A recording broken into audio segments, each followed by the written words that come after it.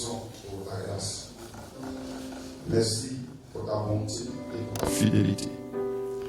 Béni sois-tu, Saint-Esprit, pour ton amour, pour ta puissance. Tu nous as aimés avant la fondation du monde. Rien de ce qui nous entoure n'est important, Seigneur. Mais ta présence et ta proximité. Seigneur notre Dieu, viens nous parler ce matin. Nous prions que les circonstances fassent silence. Nous prions que, Père, notre Dieu, nos yeux te voient et voient le roi de gloire. Étienne était devant ceux qui le lapidaient.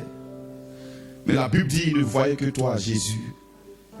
Au point que toi, qui étais rentré à la maison pour t'asseoir à la droite de Dieu, tu t'es levé. Père, ce matin, que nos yeux te voient. Que nos yeux ne voient aucune erreur. Que nos yeux ne voient aucun homme. Que nos yeux ne voient aucune personne. Mais que nos yeux te voient ce matin. Jésus, tu es bon. Merci pour ta grâce ce matin au nom de Jésus. Voilà Jésus. C'est toujours le même thème. Rencontrer Dieu. Que je veux développer encore. Rencontrer Dieu pour avoir sa présence. Alléluia. Rencontrer Dieu pour avoir sa présence. Rencontrer Dieu pour avoir sa présence. Nous sommes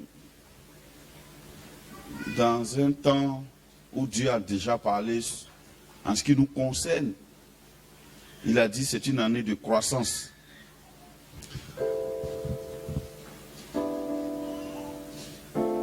Nous ne voulons pas faire à la place de Dieu ce que lui, il a décidé de faire. Et nous voulons le laisser faire. Mais nous ne voulons pas aussi être oisifs en ce qui le concerne. Nous voulons le rencontrer pour avoir avec nous sa présence. Alléluia.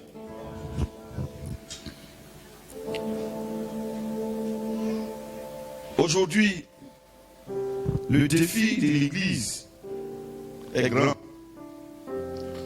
Mais en fait, rien n'a changé. On peut peut-être croire qu'on a plus de problèmes que nos pères dans la foi au début de l'Église. Mais je crois qu'ils avaient même plus de problèmes.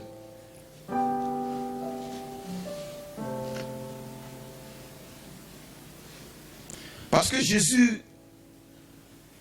a grandi devant des hommes. Et il a guéri des gens. Les gens ont vu réellement des miracles. Certes. Mais en même temps, c'était difficile pour les Juifs de croire qu'un homme peut dire qu'il est fils de Dieu. Et pour cela, la religion étant forte, à leur époque, c'était une religion État. Donc ce que l'État décidait, c'est ce que la religion avait décidé en fait. Donc les disciples, les apôtres étaient persécutés pour ne même pas qu'on entende parler de Jésus. Ils étaient jour et nuit pour chasser, même quand Jésus lui-même était là. Les pharisiens le suivaient chaque jour et cherchaient à toujours l'attraper et le tuer, le condamner. Alléluia. Les temps ont changé, certes, mais la pensée est restée la même. Aujourd'hui, parle de Jésus, crois en Jésus, et on te traitera d'extrémiste et de zélé. On te traitera même de déréglé.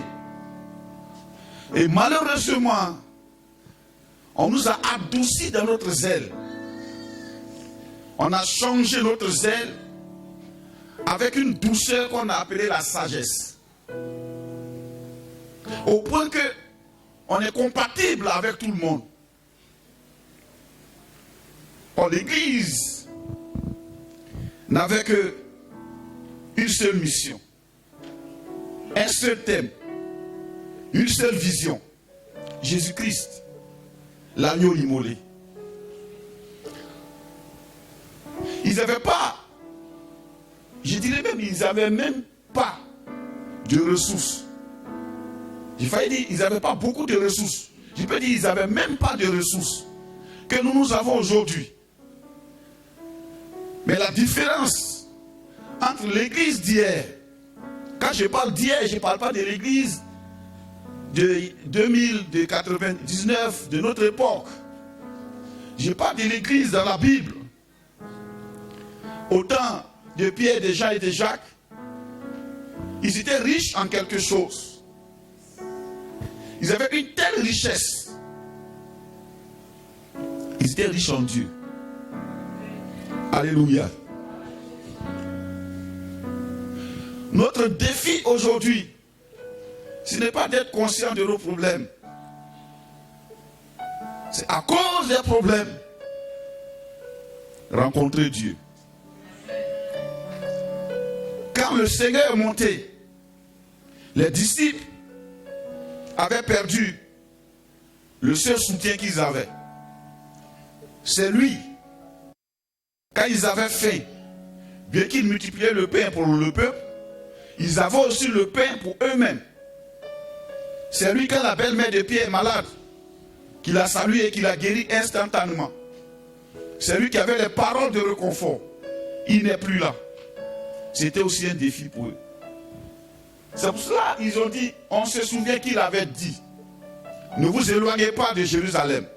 Restez dans la ville jusqu'à ce que vous soyez revêtus de la puissance d'en haut. J'ai besoin de rencontrer Dieu.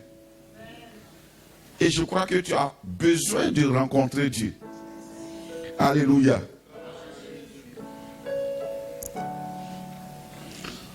Quand on rencontre Dieu, ce qui se passe, c'est qu'il y a un phénomène qui se passe. Ce dont je parle, je ne parle pas de la théologie. La parole de Dieu, la vie de Jésus-Christ est le même hier, aujourd'hui et éternellement. Je ne vois pas dans quelle école théologique Pierre est parti. Il a abandonné son père de la pêche et il a suivi Jésus. Tu peux aller apprendre le grec.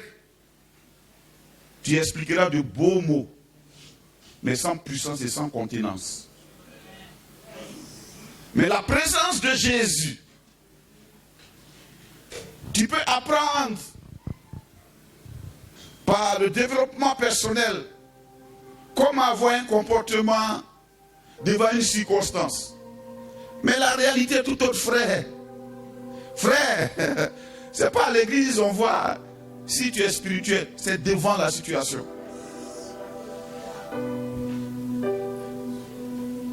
On peut t'apprendre l'hébreu. Elle, quand on dit elle, Mélec, c'est beau. Mais elle ne veut pas dire que Dieu se manifeste. Tu peux le citer et ça peut être dépourvu de la substance divine. Dis avec moi, j'ai besoin de rencontrer Dieu. Et Jésus-Christ, il était ses disciples qu'ils avaient besoin urgemment de le rencontrer. Pas en tant que chair, ils étaient avec lui tous les jours. La première jour, il les a pris, il les a envoyés sur une haute montagne. Et là, il s'est transfiguré. Quand je parle de rencontrer Dieu ou bien Jésus, je ne parle pas de rencontrer l'histoire de Jésus. Je parle de rencontrer Jésus transfiguré à nos yeux. Alléluia. Et la Bible dit que ses vêtements ont commencé à changer d'éclat. Le blanc est devenu d'un blanc tellement pur. Et la Bible dit Moïse et Élie lui sont apparus, ils ont commencé à communiquer avec lui. Et soudain, une voix s'est fait entendre du ciel. Cette voix a dit, celui-ci est mon fils bien-aimé, en qui j'ai mis toute mon affection. Écoutez-le. La Bible dit, à l'instant que la voix est sortie, Moïse et Élie ont disparu. Dieu voulait dire quoi? Il ne s'agit pas de Moïse, il ne s'agit pas d'Élie, il s'agit de Jésus. Alléluia. Et quand ils sont descendus, les disciples luttaient, ceux qui étaient restés luttaient avec un démon. Quand il s'est présenté, le démon est parti. Après sa transfiguration, après avoir rencontré Dieu, frère, nous portons Dieu. C'est à la rencontre de Dieu, nous sommes changés. Donne des conseils que tu veux à quelqu'un. Le caractère ne change pas avec les paroles humaines. Mais quand nous rencontrons Dieu, Dieu nous change. Quand nous rencontrons Dieu, quand nous entendons Dieu, quand nous voyons Dieu, Dieu nous change. Alléluia. Moïse, après sa rencontre sur la montagne avec Dieu, la peau de son visage avait changé, il rayonnait. Alléluia. Rencontrer Dieu est si important, frère. Avoir la présence de Dieu est si important, frère. Alléluia.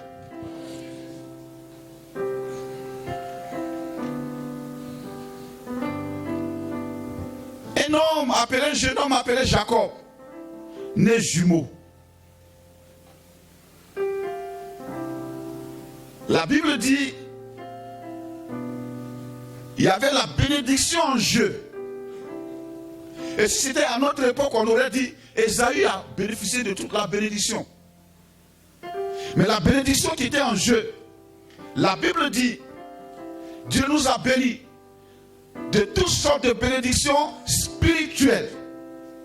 Je vous dis, ne changez pas ce que Dieu a dit en ce que nous voulons voir. La bénédiction n'est pas tangible physiquement, elle est spirituelle. La bénédiction n'est pas l'amas de moyens que Dieu peut nous mettre à notre disposition. La bénédiction, elle est spirituelle. Alors comment Isaac a béni son fils? La Bible dit, Isaac a dit d'abord à Ésaü, va tuer un gibier. Je vais manger, mon âme va se réjouir et je vais te bénir. Puisque c'est toi l'aîné. Ce n'était pas l'occasion de transmettre les biens matériels d'Isaac. C'était déjà transmis selon la coutume. Ésaü devait avoir tout. S'il veut, il partage avec Jacob. Il devait être celui qui allait gérer la famille.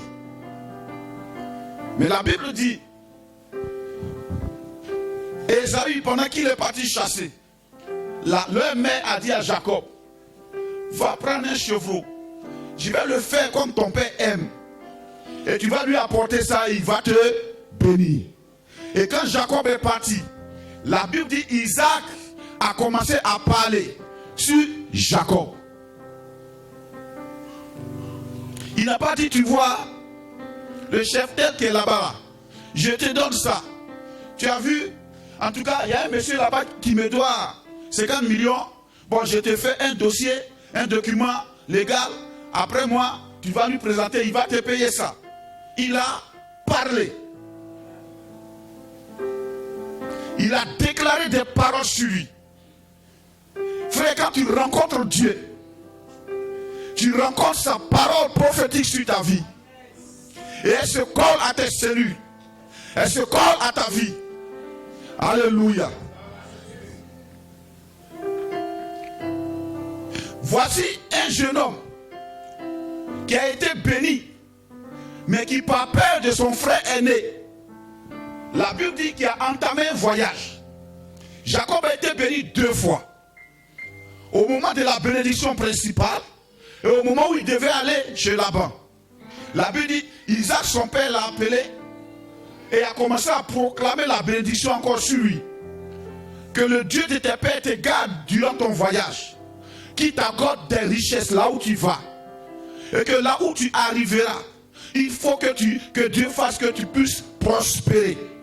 Jacob est parti. Il n'avait que 2 petits biens. Il avait son bâton et il avait un peu d'huile. La Bible n'a pas dit où il a enlevé cette huile. Vous pouvez lire à la maison. Il avait son bâton et il avait un peu d'huile.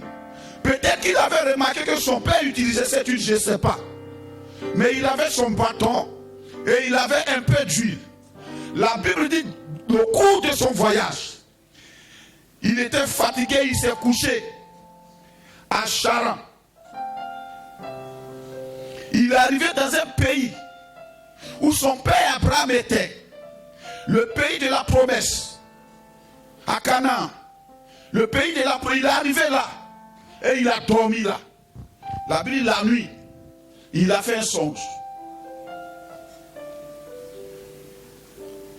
Il a vu une échelle au-dessus de sa tête et les anges montaient et descendaient, montaient et descendaient. Et Dieu a commencé à lui parler de la bénédiction d'Abraham. Les paroles prophétiques qu'Abraham avait reçues, Dieu a commencé à lui rappeler que la génération qui va séjourner en Égypte pendant 4 générations, Jacob, cette génération sortira de toi. C'est par toi que je vais bénir tout le monde entier.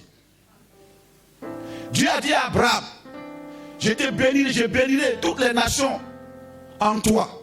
Mais il a répété encore à Jacob, je bénirai toutes les nations en toi. Alléluia. Et la Bible dit, Jacob s'est réveillé. Comment j'ai su qu'il avait l'huile? Il s'est réveillé, le caillou sur lequel il a dormi. L'homme aime toujours déifier ce que ses yeux voient. Aujourd'hui, la chaise sur laquelle tu es assise, si elle t'avait propulsé par la main de Dieu, tu risques de dire, cette chaise, elle est particulière. Je vais la prendre pour la mettre chez moi à la maison, parce que je sais que sur elle, vraiment se trouve Dieu. Jacob a pris le caillou. Il a fait un autel là. Et la Bible dit, il n'avait que l'huile. Il n'avait pas d'agneau. Il ne pouvait pas faire des sacrifices. Il avait son bâton et un peu d'huile. Il a pris l'huile, il a oint l'autel et il a dit, là où je vais, si Dieu est avec moi et qu'il me bénit, je viendrai donner ma dîme ici. Et celui sera la maison de l'Éternel. Et cette maison va s'appeler Bethel. Et il est parti. Regardons l'arrivée de Jacob chez Laban. Il est arrivé. Il a rencontré le même puits. Là où sa mère avait été prise. Il a trouvé des gens là. Il a posé la question, connaissez-vous Laban? Ils ont dit oui, on le connaît. Se porte-t-il bien? Oui, il se porte bien. Il dit bon, accompagnez-moi chez lui. Il est arrivé chez Laban. Inventé de tout ce que Jacob avait, son bâton, peut-être le reste, mais Dieu n'a plus parlé de lui. Peut-être le reste ou rien du tout, mais il avait que son bâton. Et les vêtements qu'il portait. Voilà comment Jacob est arrivé chez Laban. Il arrive, il rencontre Rachel. La première personne qu'il rencontre dans la famille de Laban, c'est Rachel. Et instantanément, quelque chose s'est passé dans son cœur. Il a su tout de suite que voici son épouse. Il n'a pas dit, il a senti qu'elle avait fait tellement un joli make-up qu'il fallait que ce soit elle. Il a dit c'est elle. Il est arrivé là-bas. Mais comment il va faire pour doter la femme? À l'époque, la dot était très chère. Il fallait avoir les brebis. Sa propre mère a été dotée avec des objets d'or, avec des habits neufs, avec beaucoup de biens précieux. Et lui, il arrive, il n'a que son bâton et peut-être un peu d'huile.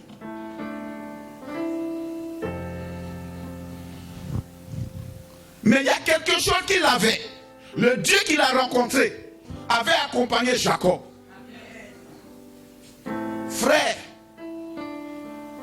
la question c'est pas ce que tu as. Un bien peut te manquer. Une famille peut te manquer. On verra ça tout à l'heure. Beaucoup de choses peuvent te manquer. Mais le principal, si tu l'as rencontré, le principal qui est Dieu, si tu l'as rencontré, frère, tu as tout.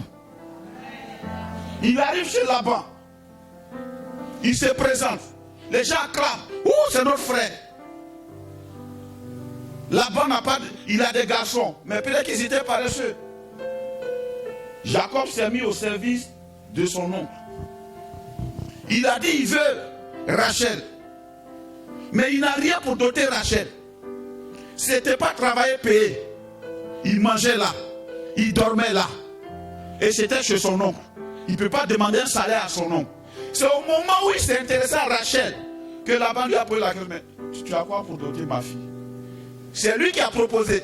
Il dit, je vais travailler 7 ans pour toi. C'est pas Laban. On n'a pas le temps pour lire tout ça. C'est lui qui a dit, je vais travailler 7 ans pour toi, pour Rachel. Alléluia. Ce qui peut être un sujet de prédication quelque part. Je ne sais pas pour combien de temps tu as travaillé pour ton épouse. Peut-être parce que tu l'as maltraitée, parce que tu n'as pas souffert pour elle. Elle t'a trop vite répondu oui.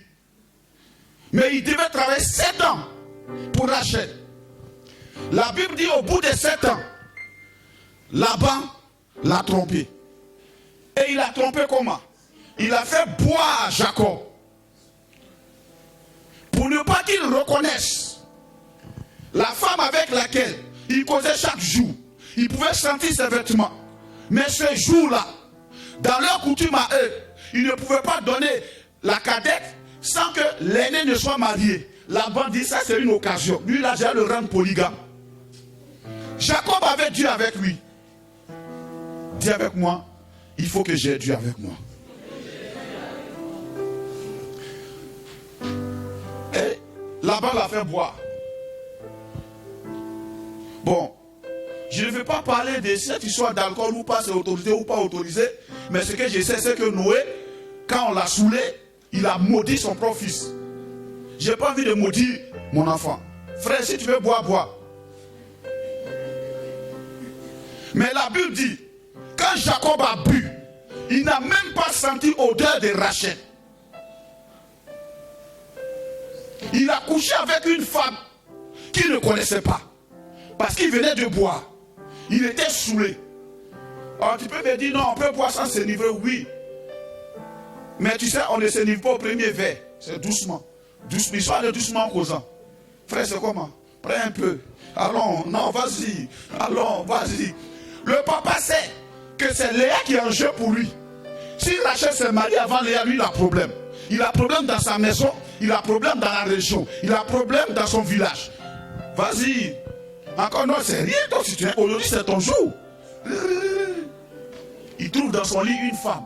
Il a attendu 7 ans. Travaillé 7 ans. C'est pas là qu'il faut aller causer. Il allait direct. L'alcool ayant fait son effet, il n'a pas pu voir clair. Il est parti. Le lendemain, ce qui a été déjà fait a été fait. On ne peut rien changer. Il faut qu'il reprenne encore le processus. Mais il y avait une chose qui était vraie. Dieu était avec Jacob. Frère, quand Dieu est avec toi, il n'y a pas de perte. Ce que je retiens de ça, quand Dieu est avec toi, il n'y a pas de perte. Quand Dieu est avec toi, l'échec peut se transformer en victoire. Quand Dieu est avec toi, il n'y a pas de perte. Voilà pourquoi quand Dieu est avec toi, il circoncit premièrement notre langue, pour que nous sachions parler comme par l'esprit. Il nous donne le langage du ciel. Quelque temps après, Laban dit bon, il a travaillé 7 ans encore, il a pris Rachel, il a déjà pris mes 2 filles. Mais cet homme, tout ce qui touche, prospère. Jacob dit, je veux mener un salaire. Et lui, il propose, il dit, bon, les raies achetés seront à moi. Là-bas, a trié tout ce qui est noir, tout ce qui est raies acheté, il a cassé. Pour que dans la reproduction, il n'y ait que des brebis de couleur unique. Frère, c'est-à-dire le monsieur à qui Jacob est en train de parler, c'est son beau-père. Quelqu'un qui a marié tes 2 filles. Qu'est-ce que ça te coûte de lui donner un salaire après qu'il ait travaillé 14 ans pour les filles? On ne parle même pas des autres années avant qu'il ne parle. J'ai besoin de Dieu. La Côte d'Ivoire a besoin de Dieu. Notre quartier a besoin de Dieu. Les cités universités ont besoin de Dieu. Frère, quand il n'y a pas Dieu dans le cœur de quelqu'un, il peut devenir meurtrier.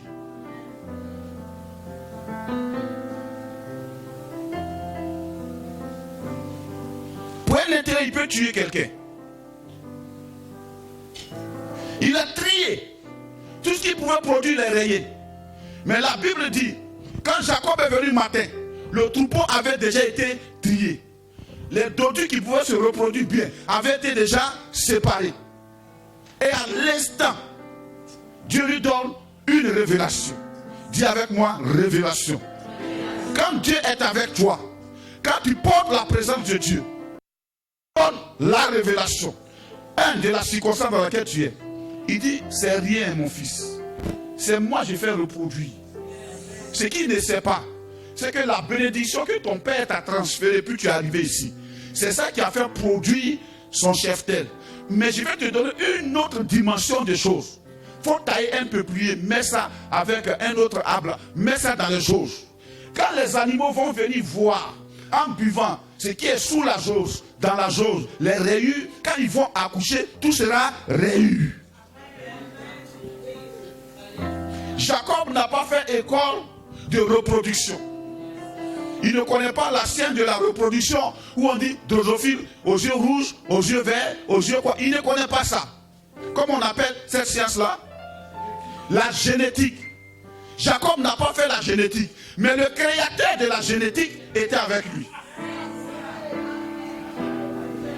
Il a dit, j'ai créé les animaux. Je vais te faire comprendre comment ils fonctionnent. Ils se reproduisent en fonction de ce qu'ils voient tous les jours.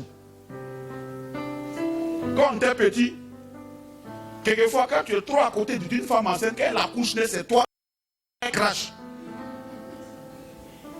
Donc on disait, ah, en fait, c'est pas parce que tu es allé avec elle, mais elle te voyait trop. Souvent, c'est le plus petit là, qui est toujours à côté des mamans. L'enfant qui naît ressemble à sa net. Ou bien le papa même, l'enfant là ressemble à papa net. Il y avait une autre forme de génétique. La génétique, non pas de façon transfert des gènes, mais génétique transmise par vision. Et ça, aucun homme ne savait. Il faut que Dieu soit avec moi. Il met. Et quand il y a naissance, c'est rayé. Naissance, rayé. Les fils de Laban ont dit, parce qu'eux, ils ne connaissent pas Dieu. Ils sont assis. Celui qui porte Dieu, celui qui porte la bénédiction de Dieu, c'est à cause de lui, eux, ils commencent à être prospères. Avant que Jacob n'arrive, leur troupeau n'était pas comme ça. Frère, quand tu portes Dieu, tu deviens celui qui devient le catalyseur de la prospérité dans ton environnement. Quand tu portes Dieu, frère, rien ne peut être impossible. Alléluia. Jacob a changé la tromperie de Laban en une rémunération puissante pour lui. Et un bon matin, Jacob a regardé le visage de Laban. La Bible dit le visage répond au visage. Il a dit, son regard a changé à mon égard. Il faut que je prenne une décision. Et il a pris une décision, il a quitté Laban. Il est parti. Alléluia.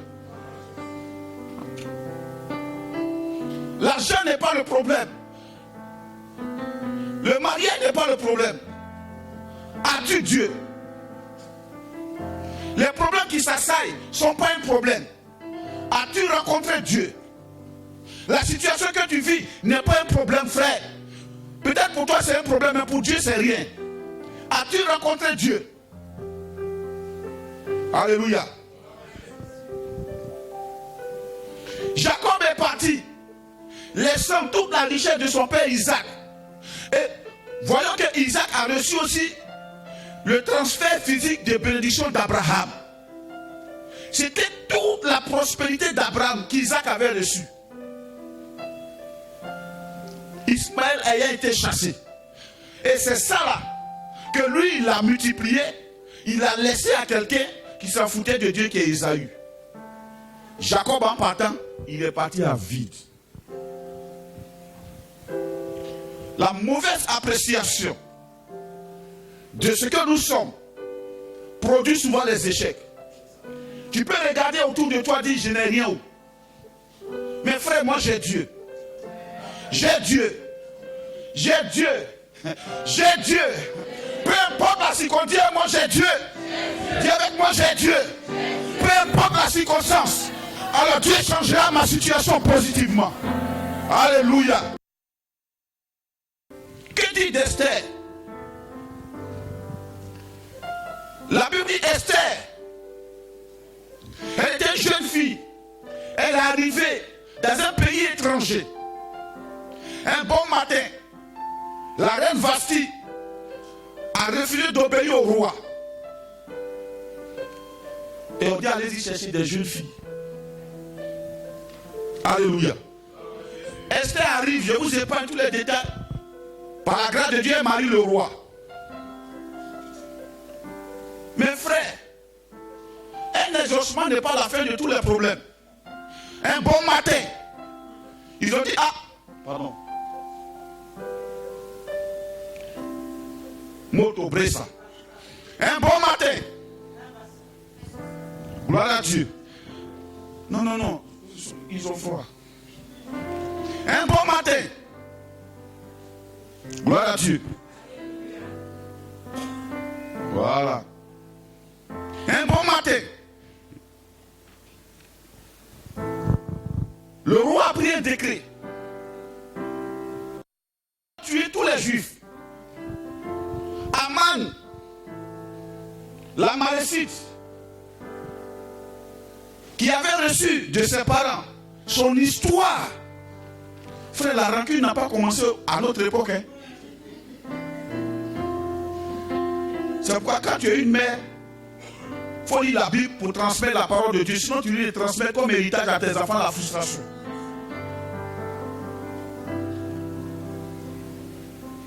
Il a fait prendre un décret au roi.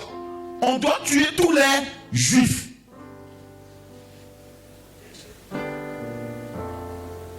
Mardoché, son père adoptif, est allé voir Esther. Que là où tu es placé, ma fille, c'est pour une destinée glorieuse concernant ton peuple. Voilà ce que le roi, ton mari, a décidé. Il faut que tu ailles le rencontrer. Esther dit, mais je ne suis pas invité. Si tu n'es pas invité chez le roi que tu viens, si tu n'as pas tendu son sceptre, on te tue. C'était un gros risque. Mais Mardoché lui a dit, ma fille, de la même manière, Aman a été choisi par le diable pour être le vecteur de l'extermination d'Israël. C'est de cette même manière que Dieu t'a choisi pour être la solution, le salut d'Israël. Mais si tu refuses, il ne faut pas penser que tu seras sauvé. Mais crois que la délivrance viendra de quelque part. Dieu va susciter quelqu'un d'autre. Qu'est-ce que Esther a fait? Elle a pris une décision. Il y avait deux choses. Aller rencontrer le roi au péril de sa vie sans Dieu, ou aller rencontrer le roi au péril de sa vie avec Dieu. Est-ce que si elle va avec Dieu, le roi ne peut pas tuer Dieu? Elle a dit à Mardoché, va, dis au peuple de prendre 3 jours de jeûne. Elle a réuni son staff, toutes ses servantes, pour dire prenons 3 jours de jeûne. Après quoi, j'allais voir le roi. Elle dit quoi? Je rentrerai chez le roi malgré la loi. Quand tu as la présence de Dieu avec toi, frère, aucune loi humaine ne peut être un frein à ta destinée. On peut prendre des décrets sur des décrets, des décrets sur des décrets. Mais tu seras l'exception de ces décrets. Elle est rentrée chez le roi. Et la sentence a été changée. Frère, le problème n'est pas la sentence que le diable a prise contre toi. Le problème c'est est-ce que je peux aller changer la sentence avec Dieu ou bien par ma propre force. Si c'est pas ta force, je te rassure déjà, tu as échoué. il y a des événements qui doivent nous pousser à aller rencontrer Dieu. Et ça dit 3 jours. C'est 3 jours. Le matin, elle ne mange pas, elle est assise au milieu des gens, elle cause jusqu'à le soir. Tu as dit ça, il est l'heure de couper en couper. C'est pas ça. C'est 3 jours, il n'y a pas visité chez elle. Elle n'est pas en contact avec quelqu'un. Elle est en contact avec la parole de Dieu. Dieu a dit à Israël, tu es mon peuple. Elle était en train d'être remplie de la parole de Dieu. Alors là, la hardiesse de Dieu l'a remplie. Quand elle est sortie de là, elle dit, je rentrerai chez le roi malgré la loi. Alléluia.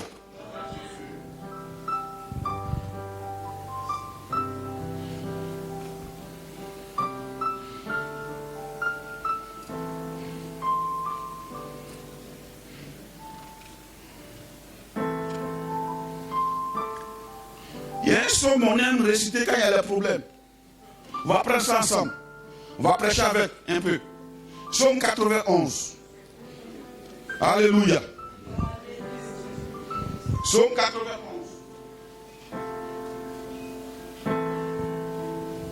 Suivez-moi, ne suivez pas la température. On a trop incité la chaleur, il faut qu'on se réjouisse à la fraîcheur. Psaume 91.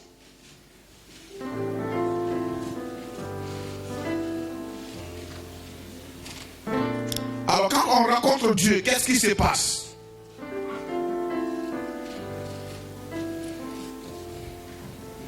Verset 1, on va lire ensemble, 1, 2, 3.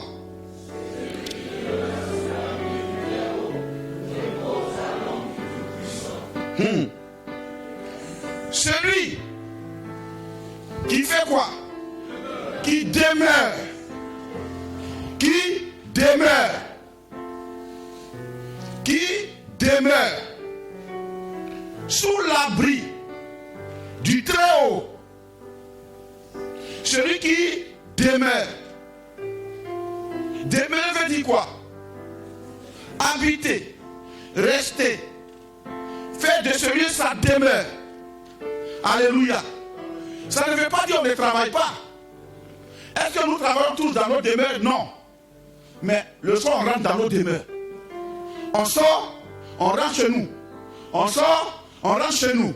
On sort, on rentre chez nous. On sort, on rentre chez nous. Nous sommes identifiés, répertoriés par rapport à notre demeure.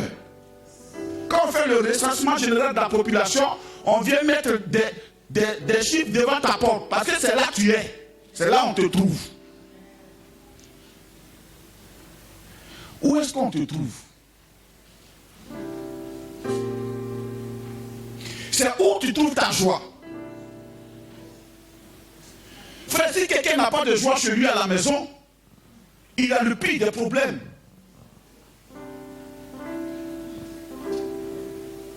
Celui qui demeure.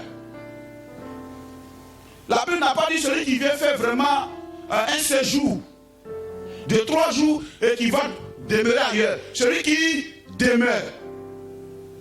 Où? Sous l'abri du Très-Haut. Il fait quoi? Mais normalement, un abri crée quoi? De l'ombre. Mais pourquoi il dit encore à l'ombre du Tout-Puissant? Parce que l'ombre de Dieu, ce n'est pas quand il y a le soleil et puis tu es là et puis il y a l'ombre là qui c'est pas ça. L'ombre de Dieu, c'est la couverture de Dieu. L'ombre de Dieu, c'est le parapluie de Dieu. L'ombre de Dieu, c'est aussi la source de bénédiction de Dieu. La Bible dit Marie, quand elle devait accoucher Jésus, Dieu l'a couverte de son ombre. Et de là, il y a eu une conception dans son ventre sans qu'elle n'ait connu l'homme. Celui donc qui demeure sous l'abri de Dieu repose à l'ombre. Ça veut dire là où il est là se trouve la reproduction de Dieu. Dieu crée en toi le caractère de Jésus-Christ. Il crée Jésus en toi. L'ange a dit quoi à Marie? Il dit non, c'est pas un homme. Mais le Saint-Esprit va te couvrir de son ombre. Et c'est là que tu vas concevoir. Quand l'ombre de Dieu te couvre, tu conçois. Alléluia. Le défi, ce n'est pas le vouloir de concevoir. Le défi, c'est de demeurer. Dis avec moi, demeurer. Demeurer veut dire faire de toute sa joie Dieu. Cela demande un engagement, une décision, frère. Ce matin, il faut que tu décides. Est-ce Dieu ou n'est-ce pas Dieu? Tu sais, celui qui parle de temps en temps de Dieu, en bon français, on l'appelle un religieux. Mais Dieu, on ne parle pas de lui. On se présente, il se manifeste. Hein? Le jour que moi j'ai rencontré Dieu, j'ai bégayé, j'ai cessé de bégayer. Dieu, tu le rencontres, quelque chose se passe, frère.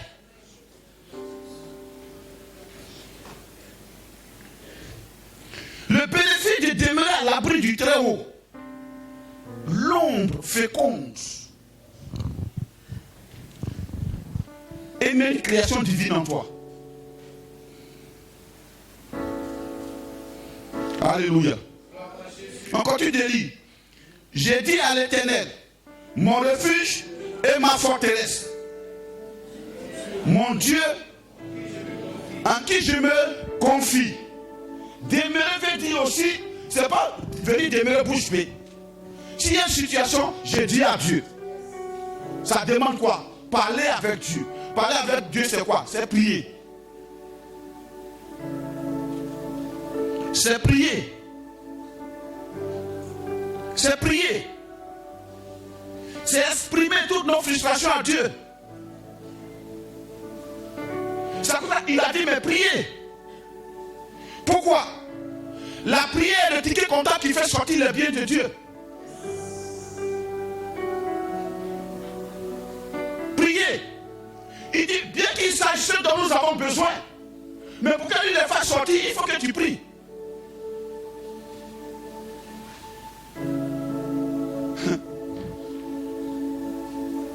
Mon refuge, ma forteresse, en qui je me confie. Alléluia. Si je retourne au verset 1, la Bible il repose. Ça veut dire, quand tu vas à l'abri de Dieu, tu trouves le repos. Beaucoup de chrétiens sont fatigués. Ils s'épuisent. Oh, quelqu'un qui est épuisé, il vieillit. Tu les vois, ils ont 30 ans, ils ressemblent à des vieillards. Ils ont 40 ans, ils ressemblent à des vieillards. À l'homme du Tout-Puissant, tu rajeunis, frère. Tu rajeunis. Les infimités quittent. Alléluia.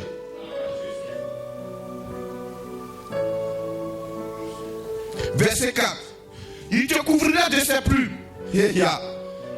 Ça veut dire quoi? Ton vêtement devient quoi? Les plumes de Dieu. Ta peau devient quoi? Les plumes de Dieu. Quand tu es dans ses ailes, tu es sous ses ailes. Il te couvrira de ses plumes et tu trouveras un refuge sous ses ailes. Ça veut dire quoi? Pas sous ses pieds, pas sous son ventre, pas sous sa poitrine, on dit sous ses ailes. Pourquoi il te met là-bas? Pour prendre de l'envol avec toi. Quand il s'envole, tu t'envoles. Quand il s'élève, tu t'élèves avec lui. Alléluia. Tu deviens léger. On te verra t'élever au-dessus des circonstances. On te demandera, mais comment tu fais? Tu diras, je ne sais même pas comment ça se passe. Parce que ce n'est pas toi qui t'élèves. Tu es sous les ailes de Dieu. Tu es sous les ailes de Dieu. Quand il est déployé, tu es déployé.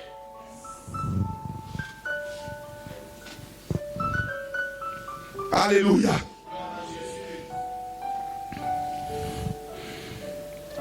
Sa fidélité est un bouclier et une cuirasse. Ça veut dire qu'il ne va pas enlever son aile.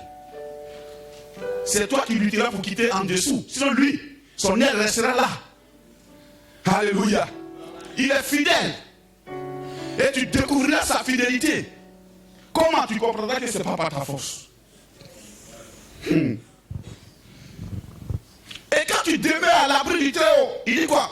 Tu ne craindras ni les terreurs de la nuit, ni la flèche qui vole le jour. Frère, il ne s'agit pas de réciter ça pendant qu'il y a la peste. Avant la peste où tu étais, J'ai regardé un film là, le Titanic.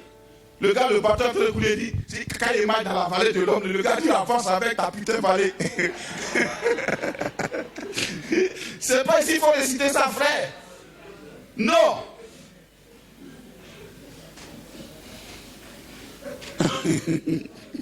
Alléluia. Tu ne craindras ni les terreurs de la nuit, ni la flèche qui vole de jour. Ça veut dire que quand tu es présent quelque part, frère, les flèches vont continuer de voler. La pêche va continuer de frapper. Le corona continuera, oui. Mais frère, la Bible dit quoi? Tu ne les craindras point. Ton cœur sera tellement occupé avec Dieu que tu n'as aucune information sur ça.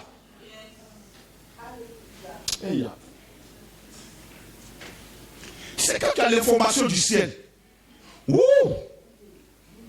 C'est comme si tu marches au-dessus de tout le monde. On dit la flèche va voler de jour comme de nuit. Oui. Elle va même traverser le temps de ta main. Oui. Mais toi, tu ne craindras pas.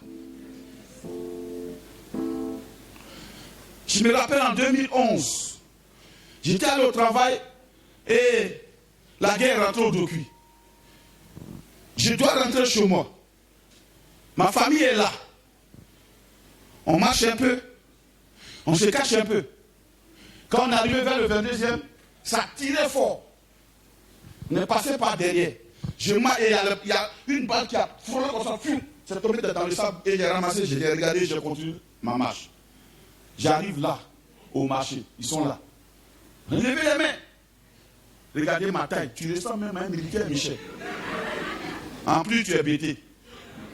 Levez mes mains. On m'a parlé un peu de toi. Avancez, avance. Et avancez. Je suis rentré là, et puis je suis rentré. Tu ne craindras pas. Matin, deux cargos ont garé dehors là. Ma femme allait ouvrir. Hey, viens, mais, faut rentrer. Ça compte de vous, mais on est là même. Le monsieur qui est ici là, c'est notre vieux père. Hein? C'est un pasteur, et puis c'est un bêté.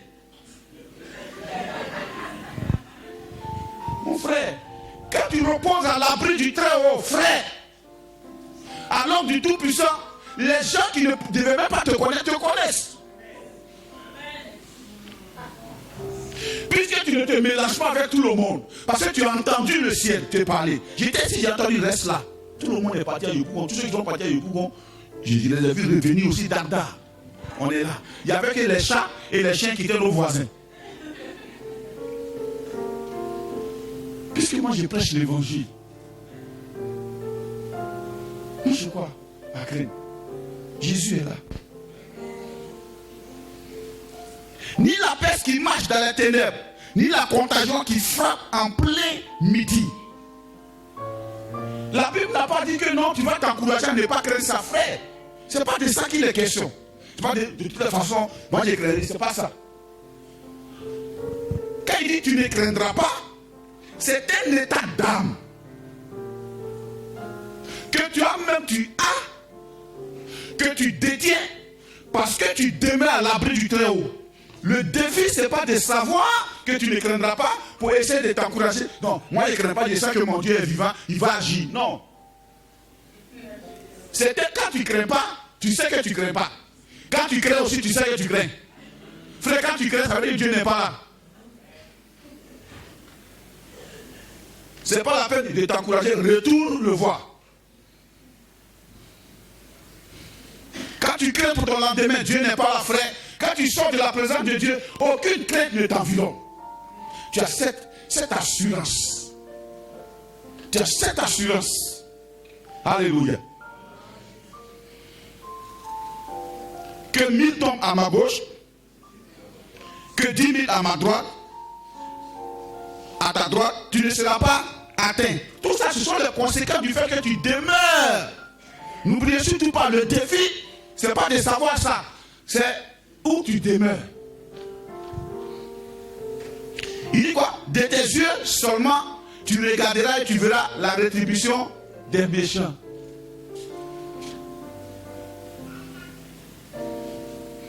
Tu as dit que tu seras témoin de ce qui va arriver aux méchants. Toutes les paroles vaines qui disent, tu seras témoin de ça. Quand ils seront en train de subir les conséquences, quelquefois tu peux oublier même ce qu'ils ont dit, ou ce qu'ils ont fait. Mais Dieu, il est bon. Car tu es mon refuge, ô Éternel. Tu fais du très haut ta retraite. On dit quoi? T'as quoi? Ça veut dire quoi? Tu dis retraite. Je me retire. Retraite veut dire se retirer. Se retirer. Se retirer veut dire quoi? Briser les compagnies.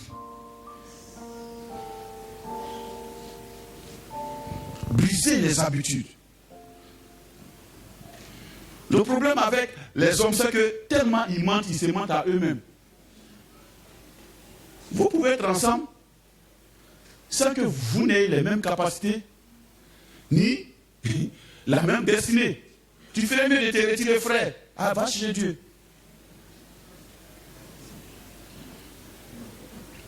On peut être ensemble, s'encourager ensemble. C'est les gens, ils aiment ceux qui partagent les mêmes malheurs eux. Ouais. Il prêchait à Yopoukou et il dit, mais qu'est-ce que vous avez à être secrétaire général de l'association des habitants du quartier Briquet? Si je suis dans le quartier Briquet, c'est les chichas qui étaient là-bas. Je n'ai pas être le président de la mutuelle du quartier Briquet. Vous avez quel problème? Et tu es dans ton quartier, là, c'est toi qui es le président des ressortissants BT Dabobo Rai. On te répertorie par rapport à. Retire-toi de ces choses. Un quartier, on y habite et on change souvent de temps en temps les quartiers. Et on évolue un peu aussi. Alléluia! Alléluia! Nous sommes vraiment, je suis dans le bureau des résidents de Koweït. Verset 10, aucun malheur ne t'arrivera, aucun fleuve n'approchera de ta tente. Pourquoi? Comme tu demeures, il ordonnera à ses anges de te garder dans toutes tes voies. Regardez très bien, on dit quoi? Il ordonnera à tes anges de te garder dans toutes tes voies. Aucun flot. Voilà pourquoi Jésus n'a pas obéi au diable. La parole de Dieu n'a pas dit, quand le diable va te pousser à te jeter, moi je vais ordonner. Non. Il dit quand la flèche va voler, quand il aura la condamnation qui va venir, quand le malheur va arriver, lui Dieu il va voir le malheur, et puis il va ordonner. Il va ordonner. Il n'a pas dit quand tu iras chercher le malheur toi-même. Vous voyez un peu, non?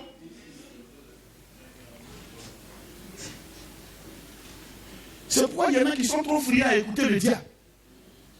Vraiment, moi, mais quand je regarde ma vie là, Dieu même me dit quoi? Tu as trouvé Dieu où? Va le chercher, frère. Dieu est plus grand que philosophie. Dieu est plus grand que la science. Malheureusement, les scientifiques même ne comprennent pas. Ça devait être les gens qui devaient être les plus spirituels. Puisque ce qu'ils disent connaître, étudier, ce qu'ils disent vouloir étudier, là, ils n'ont fait que découvrir ça. Dis-moi qui a créé la lumière. Ça, c'est un néon. Le gaz qui part dedans s'appelle néon. Qui a créé le gaz? On l'a découvert, le gaz. Il y a des gisements de gaz. Aucun scientifique n'a créé le gaz.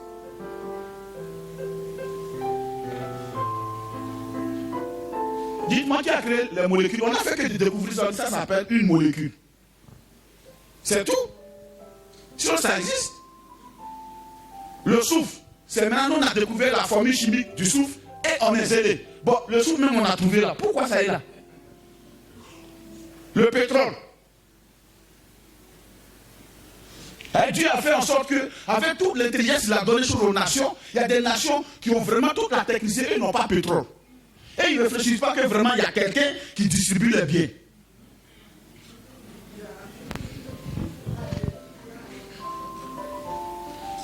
Et les Africains ne comprennent pas ça. Je vais aller en Europe. Moi, j'ai aller foutre quoi dans un pays glacé comme ça. J'aime le soleil. Si Dieu m'a fait naître en Côte d'Ivoire, frère, c'est parce qu'il a mis ici là les choses qu'il me faut. Je n'irai pas mourir dans la mer pour des bêtises, des friandises. Ils ont tout ça, nous on a nous sous notre sol. Qui a distribué ça? C'est Dieu. Pourquoi ils n'ont pas fait en sorte que, étant là-bas, ils vont pomper ça, ça va traverser en bas jusqu'à ça aller chez eux? Ça ne peut pas, ils sont obligés de venir. Je n'ai pas dit le mot. Alléluia.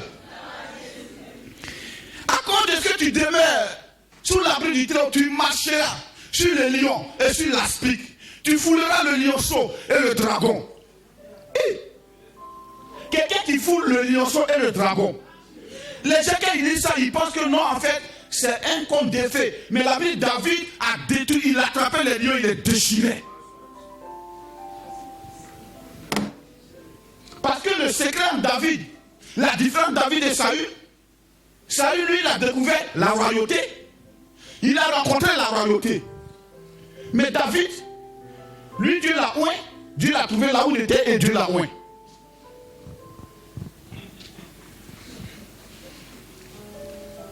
David, il a été d'abord exercé avant d'être oint. Saül, lui, n'a pas été exercé. Il était à la recherche des ânesses. Déjà, il y a un problème. Où tu étais, M. Saül, pour que les ânesses de ton père se perdent. Or, David, lui, gardait les brebis du papa.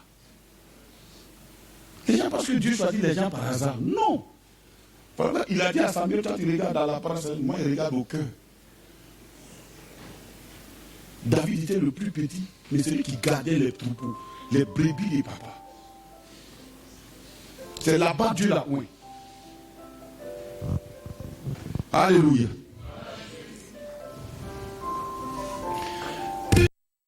Je le délivrerai, je le protégerai, puisqu'il connaît mon nom. Aïe.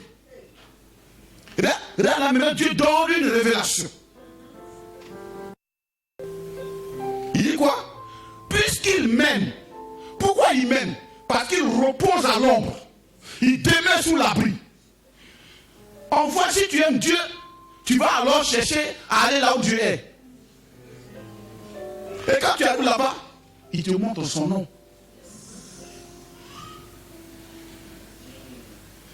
Vous connaissez son nom?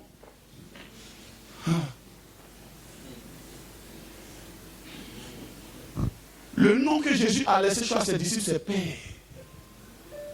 Père. C'est là que tu découvres que Dieu n'est plus ton maître, mais il est ton Père.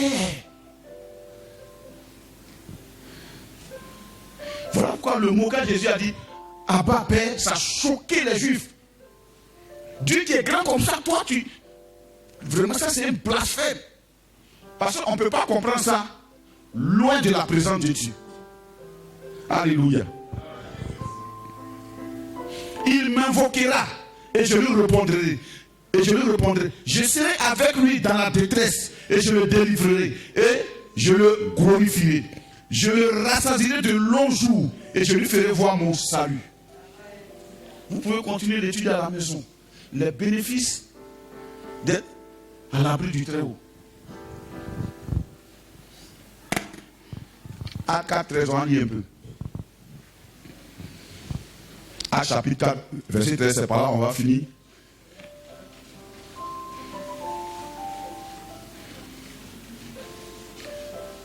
Pardon, joue My Hallelujah en fond sonore sur le clavier. La somme me suit ce matin. Adieu, c'est le temps pour nous de nous lever et d'aller chercher Dieu. Si tu as la présence de Dieu, il n'aura pas à bavarder. Il aura les actes. Il aura les actes. Mais là où il n'y a pas la présence de Dieu, frère, il y a les plaies. Dieu n'est pas là. On peut prêcher, aimons-nous, communion.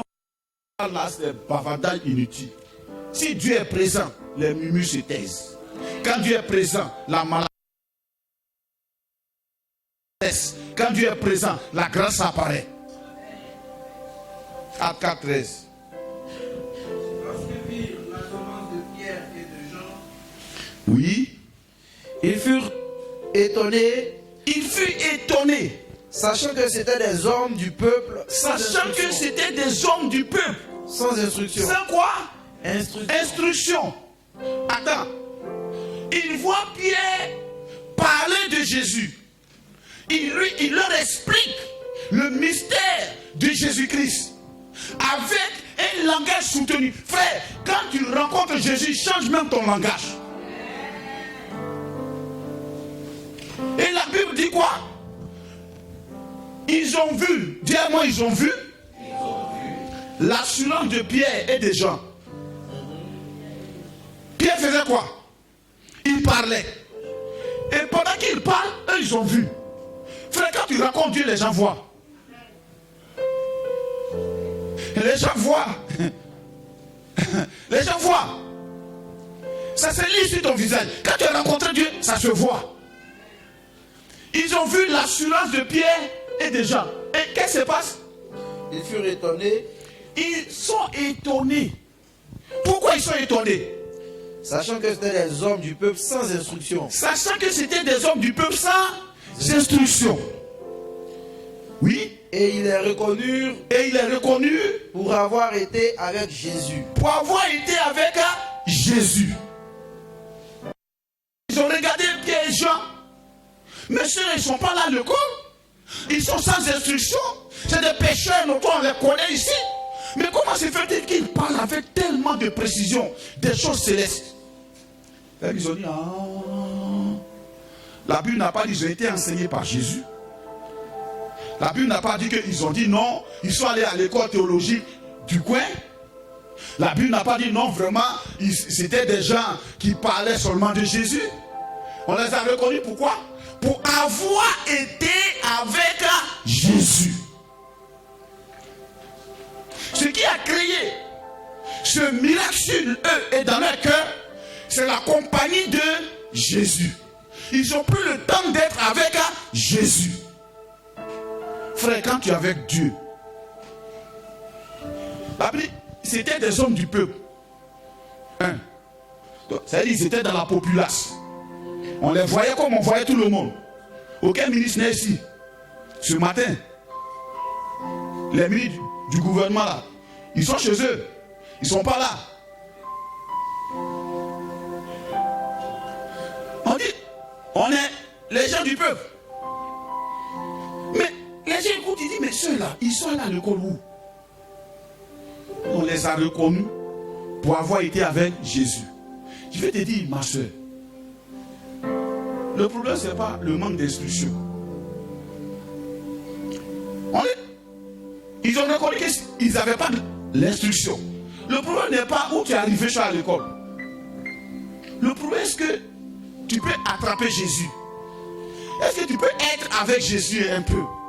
Est-ce que tu peux passer un temps avec Jésus? Quand tu sortiras de là, ton instruction va tomber à l'eau.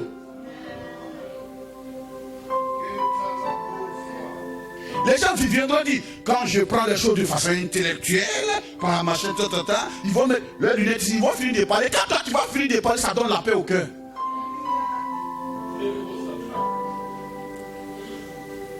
C'est quoi Pierre a dit à Jésus, mais tu veux qu'on aille où? Tu as des paroles qui donnent la vie éternelle. Quand tu parles, à qui irons-nous? Quand tu parles, on n'a jamais vu quelqu'un parler comme ça. Même les envoyés des pharisiens ont dit, jamais homme n'a parlé comme cet homme. Jésus de Nazareth. Yeah. Je connais son nom. Son nom c'est Jésus-Christ. Je connais son nom. Et toi? Je connais son nom. Je connais son nom. Son nom c'est Jésus-Christ. Je connais son nom. Je connais son nom. Je connais son nom. Son nom c'est Jésus. Je connais son nom. Et toi? Je connais son nom. Je connais son nom. Son nom c'est Jésus. Je connais son nom. Je connais son nom. Je connais son nom. Son nom c'est Jésus. Je connais son nom. Je connais son nom.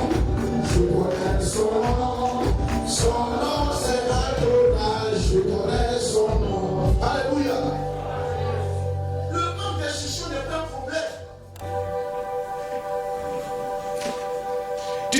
avoir étudié la biochimie. Et tu peux ne pas avoir étudié, je ne sais pas quoi. Même tu peux t'arrêter au CM2, ce n'est pas là le problème. C'était des hommes sans instruction. Si déjà tu n'as pas d'instruction, alors ne t'exclus pas, ce n'est pas là le problème. Ça peut être comblé. Être avec Jésus.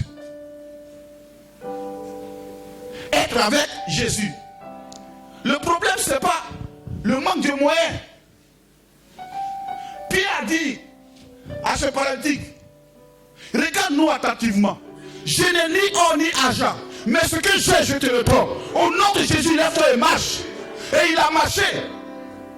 On n'a pas dit un traumatologue qui est venu le voir pour essayer de faire une opération. Quand tu as été avec Jésus, tu marches dans le miraculeux. Oh, c'est quoi le miraculeux? Le miraculeux, ce n'est pas la bénédiction. La bénédiction, c'est ce que Dieu a prévu pour toi. Mais le miraculeux, c'est ce qui n'est pas prévu.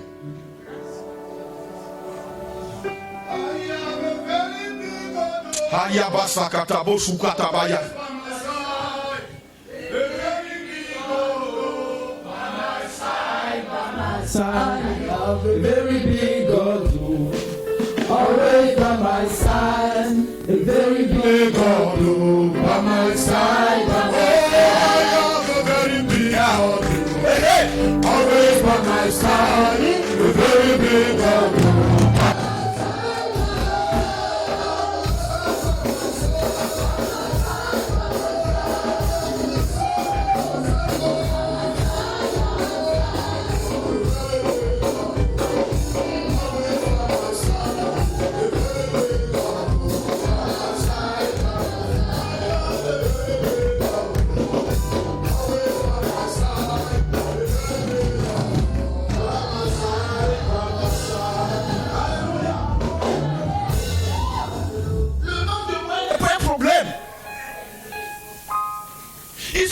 Ce paradis s'est présenté à Pierre et Jean. Son vrai besoin, ce n'était pas les jetons. S'il est guéri, il ne m'en dira plus. Pierre dit, je n'ai ni or ni argent. Je n'ai même pas la science. Je ne suis pas médecin. Mais ce que j'ai le précieux nom de Jésus avec moi. J'ai la présence de Jésus avec moi. Je te le donne. Au nom de Jésus, lève-toi et marche.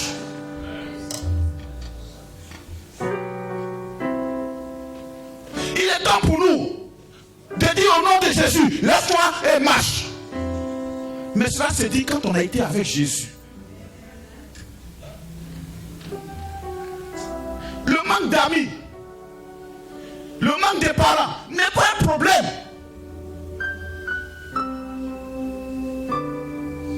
Je n'ai pas de parents. Oui, je te comprends. Tu peux être orphelin. Mais je t'en prie, ne te contente pas d'aller écrire ton nom dans le cercle des orphelins. Où la religion dit, Paul a dit, la bonne religion, c'est d'aller visiter les veuves, les pauvres. C'est de soutenir les orphelins. Non, ne t'inscris pas là-bas. Va t'inscrire dans la présence de Dieu. Quand tu as la présence de Dieu, frère, la différence se fait voir. Le problème n'est pas, je ne suis pas vraiment nanti. J'habite à Bobo de Réveil. Non, ce n'est pas là le problème. Le problème, est-ce que tu peux être avec Jésus? Le manque de talent et d'habileté n'est pas un problème. Quelquefois les gens disent, j'ai pas une belle voix. Ce n'est pas un problème. Moi, je n'ai pas une belle voix. Mais est-ce que tu peux être avec Jésus? D'ailleurs, la Bible, quand il a appelé ses disciples, il leur a donné la capacité. Ça veut dire ceux qui l'appellent, c'est ceux qui n'ont pas de talent. Ceux qu'il est prêt à utiliser, c'est ceux qui ne comptent pas sur leur talent, ni leur capacité. Le manque n'est pas un problème. Pour une église qui a été avec Jésus, il y a la différence. Je vous dis, frère, nous pouvons déplacer des montagnes si nous décidons d'être avec Jésus. Le problème, ce n'est pas de raconter comment des fois ton foyer bat de l'aile. La question est, est-ce que tu peux laisser tous ces battements d'aile-là pour aller rencontrer Dieu? Il aura la différence, frère, ma soeur. Il aura une grande différence. La question, c'est pas de savoir que vraiment mes parents ne s'occupent pas de moi. La question c'est, est-ce que je peux rencontrer Dieu? On va se tenir debout. Quand Jésus a appelé ses disciples, la Bible dit, il a appelé ceux qu'il voulut. Son premier désir, c'était pas de les envoyer. Il dit premièrement pour les savoir d'abord avec lui. Quand tu es avec Jésus, il y a une incubation qui se passe. Il y a un impact qui se passe. Il y a un transfert de puissance qui se passe. Il y a un revêtement qui a lieu. Et quand le revêtement est là, la puissance se dégage. Frère, c'est une question de trône contre autel contre autel. Parole contre parole. Puissance contre puissance.